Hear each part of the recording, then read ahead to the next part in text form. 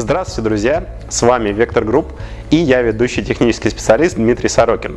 Мы продолжаем знакомство с оборудованием Zigmund, и в этом видео мы расскажем о том, каким должен быть правильный сборочно-сварочный стол. Несмотря на кажущуюся простоту, конструкция столов имеет ряд важных особенностей. В первую очередь, это использование цельносварной фрезерованной столешницы из листов одинаковой толщины.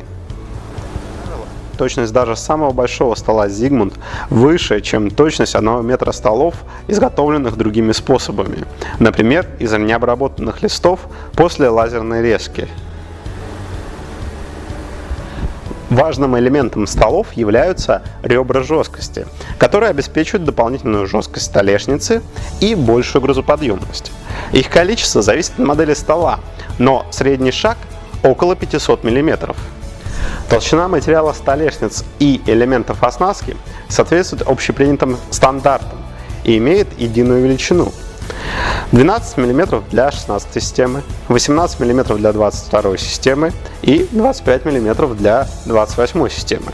Благодаря этому становится возможным использование быстрозажимных болтов для быстрой и легкой фиксации, а как следствие высокой производительности. То есть для крепления элементов оснастки не нужно лезть под стол с гайкой, как при использовании столов другой толщины. С конструкцией столов разобрались.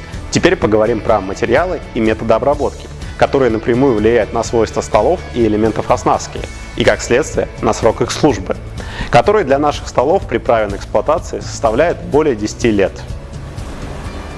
В зависимости от задачи, компания Zigmund может предложить конструкционную, инструментальную или нержавеющую сталь. Основными являются конструкционная и инструментальная сталь, которая отличается повышенной твердостью.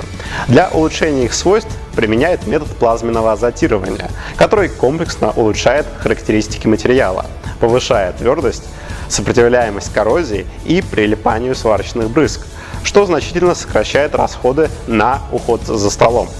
Также столы серии Extreme подвергают закалке для дополнительного упрочнения.